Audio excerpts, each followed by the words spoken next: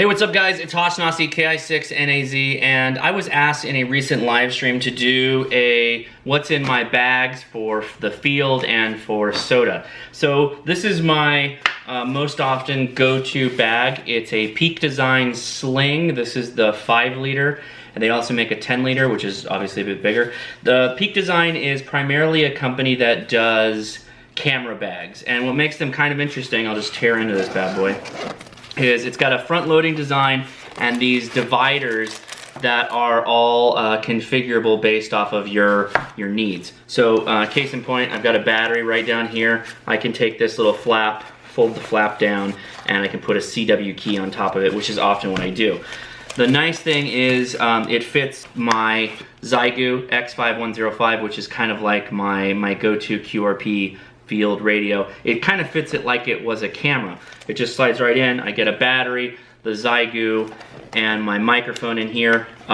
It's very easy to put the mic on top of the battery and then add in my antenna, which is just a simple QRP guys 3-band vertical, and then I carry a small carbon fiber fishing rod. I also carry the fiberglass 22-foot windsock pole. This is made by PremierKites.com. I picked this up at a swap meet. I would not recommend anyone go out and purchase one of these for SOTA, but for field day or for field work, they're great. We'll talk more about this in a little bit. So this bag has an outer pocket that I store camera stuff in, extra memory cards. I have an adapter, power pole adapter for connecting to a battery source of some kind. In the top here, it's got a really ingenious layout for charged batteries and used batteries, and the same goes for memory cards. It's all color coded. So if you do a lot of videos like I do, it's really nice. I also have a paper log in here, ARRL paper log. Some of the stuff that's in this bag right now also goes into my SOTA bag. By and large, I try and travel light when it comes to SOTA, and I try and travel heavy when it comes to this light bag. The reason for that is I'm not often hiking a lot when I'm carrying this, so I just fill it up as much as I can, and we're usually pretty good. I've actually done the radio, the microphone, no extra battery. I was able to cram in a couple of diapers and baby wipes when we were out in the field, and I carried the MFJ walkabout antenna, which did pretty well. So cool bag made by Peak Design. So for SOTA, things are way more involved because you've got a lot more things to consider. We'll cover what I wear and then we'll go into the pack. So for the winter time, I carry these I wear these Keen Chukkas. They're just called Chukkas. I don't know what else to call them. They're marked as waterproof. These are very dirty because I haven't cleaned them, and they've held up really well. The tread is still pretty good. I recently picked up these New Balance. These are the All-Terrain 673 ATs.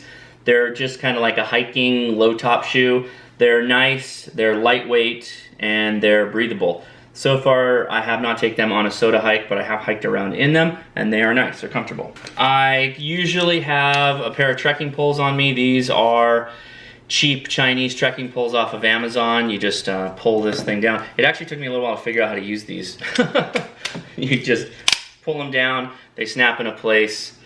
Pretty easy. In fact, I think it's, there you go, now it's locked. They're cheap, great. They come in a little bag like this. Not much more I can say about that. Now for hats, since you are on a summit, it's a really good idea to have a brimmed hat. This is the one I've been using, just the Surplus Boonie hat. I am swapping this out for a Columbia hat that's a little bit lightweight, more lightweight and more breathable. Sometimes I'll also wear this North Face, but the North Face, I like it, but it doesn't cover my ears and my neck, which I get sunburned. So I will be swapping these out permanently, and there you go. Now outside the pack, I generally have either this carbon fiber, which is now taken over the place of this kite pole. The kite pole's nice, but you're talking about less than a pound, and this is 3 to 4, maybe even 5 pounds. This thing is really sturdy though. You can totally guy this thing out, and in fact I've got a little guying kit that I keep with me when I do SOTA. You guy that thing out, it's not going anywhere. It's really, really nice. Outer pocket, so quick just notice on the MFJ big ears antenna, which I've done a review on. If I'm not doing SOTA, I'll never carry that again for SOTA. It's just way too heavy. If I'm not doing SOTA, if it's like a field activation, if I'm just going to a park, I'd likely have this full with my normal SOTA outfit, my gear outfit, and then I would take the big ears. The big ears is a nice antenna. I really do like it. I really recommend it.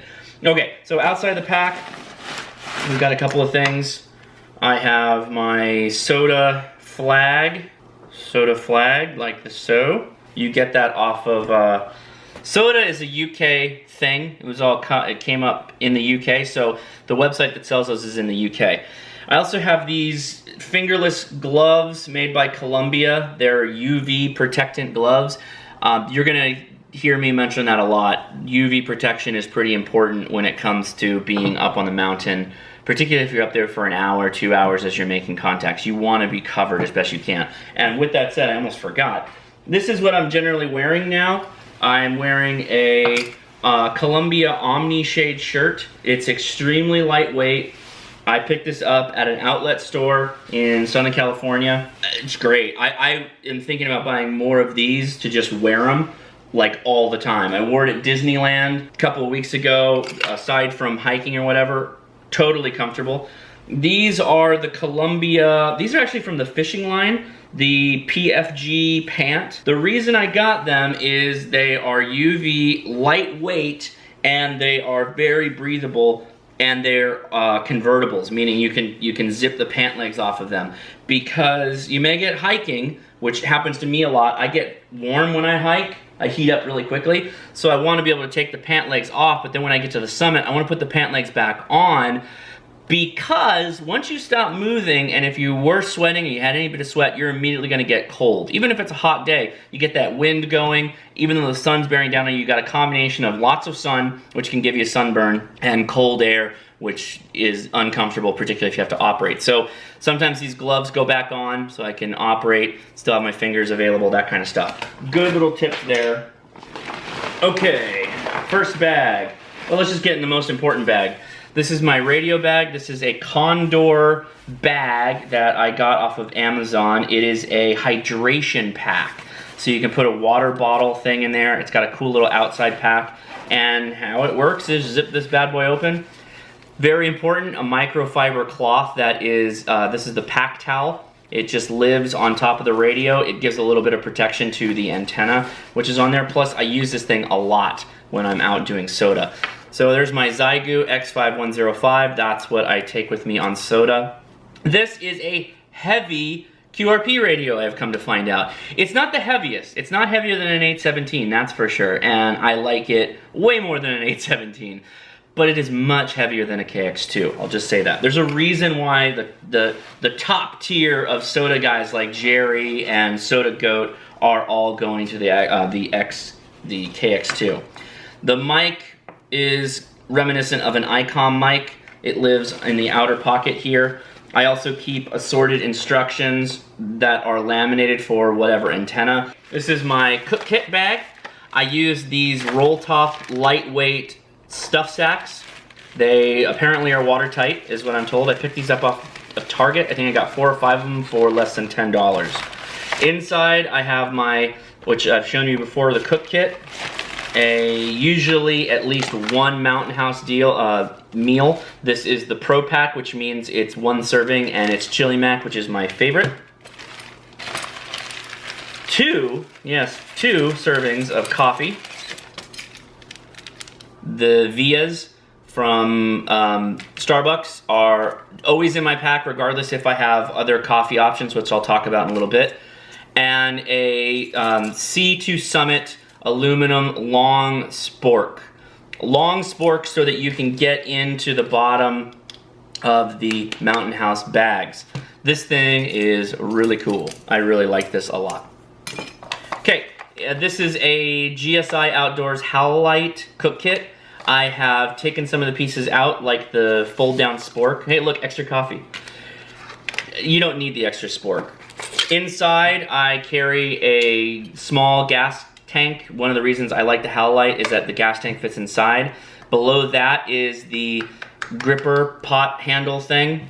and it has a magnet on the side of it, which is terrific. I love this magnet. When I set it up, I slap it to the side like that, and I cook with it right there on the gas tank. And what I'm using now for a stove, I mentioned this in one of the live streams, is this ultra tiny titanium Chinese, I don't know if it's a knockoff or not. I don't know who the original design is, but it's on my Amazon store. By the way, all the products that I'm mentioning are on my Amazon store. This thing is dynamite. I think I bought this for $14. Before that, I was using that $8 Chinese one that has a built-in piezo electric starter. Garbage in comparison to this. This thing boils water so fast, it's insane. So something like that, just throw it on the side of it. Easy. Super, super easy. Great little cook pot. I would recommend somebody has something like this regardless of whether you're doing soda or anything. Just throw it in your car. Maybe have a couple Mountain Houses in there. Maybe have some coffee. Regarding coffee, something that I've recently added to my kit is this really cool mini presso by Wakako. I hope I'm saying that correctly. Anyway, this thing is pretty sweet. It's just a handheld espresso maker with a pump. It actually extrudes pressurized coffee at 15 bar or whatever it is, and it makes a really good shot of coffee. I covered this on a recent stream. I have one more coming. They came out with a new model. This is the mini presso. They also have the nano presso. The nano presso is $20 more, and I'm curious to know why it costs more, so I'm gonna try it out. I love the espresso shots that come out of this. It's delightful. Cover that with the How You Like Cook stove there, a little bit of water. You're good to go for some good coffee. This is kind of like a 10 essentials bag. Again, another stuff sack, a roll top stuff sack. SOTA guys have differing opinions on 10 essentials. And as a Boy Scout, I feel like I have to bring stuff that covers the 10 essentials. One thing in front is called the deuce. This is actually the deuce number 2 trowel. This is for digging a cat hole in case you have to use the restroom when you're out on the field. It has not happened really that much to me in my life, but it's better to be prepared, and this thing weighs nothing. Literally, it's 0.6 ounces. 0.6 ounces. Throw a half roll of toilet paper on that. Good to go. I also carry a bag that has my name and my call sign on it. It has a solar blanket, a Fresnel lens, a compass, a decent sized full compass, still lightweight. It's not a full size base plate compass, but it's actually of a usable design. This is the Brunton. Now, there is a first aid pouch that I also carry. It's in my car right now. Sorry about that. And lastly, the Petzl emergency headlamp. I will mention in the first aid kit, I have a lot of 4x4 gauzes and other stuff like that. Stuff to stop bleeders and some sunblock as well. But that's in another pouch usually. So this is just a very simple headlamp that was a part of their E-headlamp, emergency headlamp series. It's got a couple of different modes to it, and also has a red light, which I really like. Very cool. Has a stretchy mounting system for your head that attaches to a whistle that is also the retention system. So, awesome. Good to have some 10 essential stuff. That's not all the 10 essentials, but it's the stuff that is most important to me, or I feel is most important. Moving right along, this is my antenna kit. You couple this with whatever mast you're using, and this is what I use for my antenna. So right now is the QRP Guys 3-band 20, 30, and 40 watt antenna. This uses one 17-foot vertical wire with 4 ground radials, and it's kind of finicky, I'll be honest. It works well in 20 because it's actually a cut wavelength. It's 3/4. Is that 3? No. How's that work? 3/4 wavelength, I think, on 20. 30 and 40 are handled by these wound toroids. 30 works fine. It tunes down to about 1.5 SWR. 40, though, I'm having a ton of problems with. Other people have had problems with it online. It is what it is. It's a cheap little kit. I believe I paid $15 to $25 for the kit, and I supplied my own wires. Pretty simple. Along with that is my connector, my coax connector, double BNCs on both sides. I have moved away from adapters of any kind. You are using QRP, and an adapter, a sex change adapter or a cable adapter, is going to lose some dB, so you might as well try to get it all in line. Now, here is my guying system. There is, in the center there, it says Hashnasi. I 3D printed a guying plate, and these are they're not Dacron, it's the cordage that KG6 Jerry mentioned, KG6 HQD Jerry mentioned and recommended. This is some great cordage, really, really nice cordage. There's no elasticity to it, and when you have a taut line hitch on it, it really bites in there and holds it really nicely. I am also attached to the line are 4 MSR mini groundhog tri-stakes, and these have also been really, really nice to use. And I'm putting dirt all over my wife's beautiful table. Sorry, wife. Lastly, actually a couple more things. My total Chinese knockoff of some of the super light pack chairs for camping. What's the one? Monarch? The Monarch or the Mantis? That's the name of the chair. I can't remember the company that makes it. iLight. Anyway, this is a copy of one of those. This is a copy of the Mantis, I believe.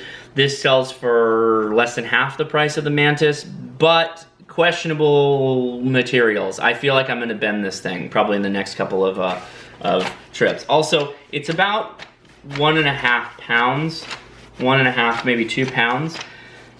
With that said, it's really comfortable, so I will keep that for the sake of comfort. And last thing in the main compartment is this Thermarest trail seat pad. I put this up against my back, and then the metal stays of the backpack go up against this, and it makes it really comfortable. It's kind of like I'm floating on a cloud. A lot of people probably won't recommend that for backpacking. I kind of like a little bit of suspension in between my back and the stuff and the stays and whatnot. I could just use this as a seat, and if I ever wanted to go really lightweight or I wanted to splash in other gear, I would swap out the chair in favor of the pad. Something I might swap out for would be my DJI Mavic Pro. I've had this for since it came out, and sadly I just don't use it enough, but this is the full kit for it right there. I need another battery for this to feel like I'm really gonna be comfortable out there. Drone shots are always nice, particularly with the beautiful scenery out there in when you're climbing the summits. Side pouches, this is not, so I don't think I mentioned this. This is the MSI, the HMG Hyperlight Mountain Gear. They don't make this model anymore. I bought this years ago. It's the same style with this big front pouch and the 2 side pouches, but they've added a lot of enhancements that I really like. This is not a cheap backpack. I bought this used off of eBay.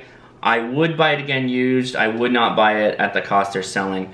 I believe this is a 40 to 50 liter pack. It uses what's called Cuban fiber, so it is mostly waterproof. It's definitely splash proof. I wouldn't want to soak my pack in water. Nor is any of my kit designed to live like that, aside from the stuff that's in the stuff sacks. On the side pouches, I carry at least 2 liters of water. This is a 2-liter smart water bottle, and I also have a backup 1 liter if I need that.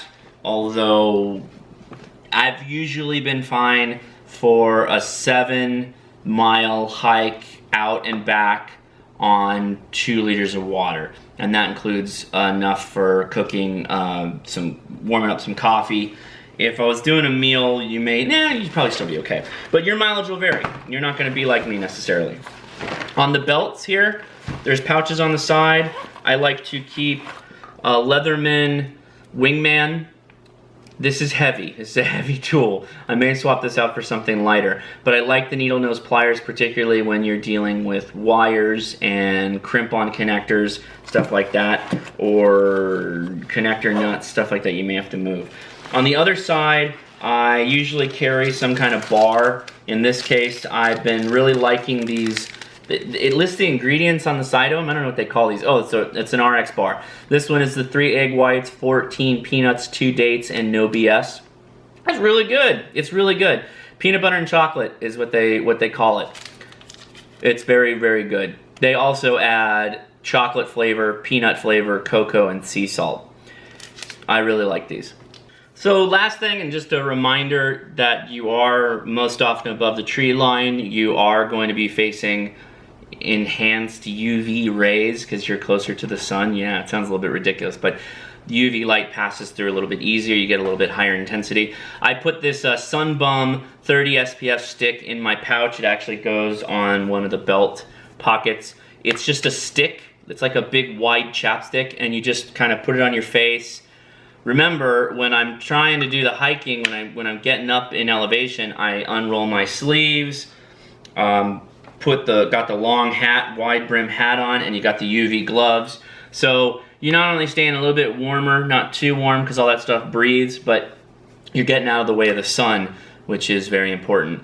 I don't know where, no, I got this online too. You can find these online or in any kind of hiking supply store. Sunbum seems to be like all up in the butts of all the hiking companies. The only problem with it, it's got kind of a bubblegum smell. I don't like that, but it works and it's in stick form, so I will take that over just about anything else. Last thing, I'm sorry, super last thing. This usually rides in the outside pocket or the other kite pole. This kite pole is perfect though because it doesn't really stick out above my pack, not above my head, so I'm not gonna catch it on stuff. This is a simple carbon fiber rod that I picked up on eBay. What I did though, this is the only thing that really matters. These are quote-unquote Japanese fly fishing rods. They're called tenkara rods. This one's carbon fiber. A lot of them are fiberglass. And I don't know if you can see that if it's coming out on video, but it used to have a little tippet line, like a little piece of cord. So I took out the thinnest section by unscrewing the back here and sliding it out the back. And so now I just have this thicker end, and I attach the eyelet of a fishing pole to it. And the idea behind the eyelet is I can hoist up my vertical by just doubling back and doing a couple wraps, hoist that up like so, or I can hoist up the dipole center position with that little swivel snap gate connector. Just bloop, put it on there and hoist it up, okay? Yeah, that pretty much is it. I will mention though, gear ties are awesome. You're gonna want gear ties, particularly for your radio, your antennas. Aside from guying it out, these are always really handy to have. This one is the gear tie by Night Eyes, right? Yeah, Night Eyes. Why I like this one, it's got an eye and you can feed the line through the eye and then you can double it back over and it holds it really tightly. These are my go-to gear wrangler ties. I also use the Walmart little just orange wire wrapped cut to fit stuff. Those are good too. And then I use these little Velcro, Velcro lines, and these are nice to wrap around whatever antenna mast you're using. The reason for that is so you don't have the antennas vertical slapping up against the pole.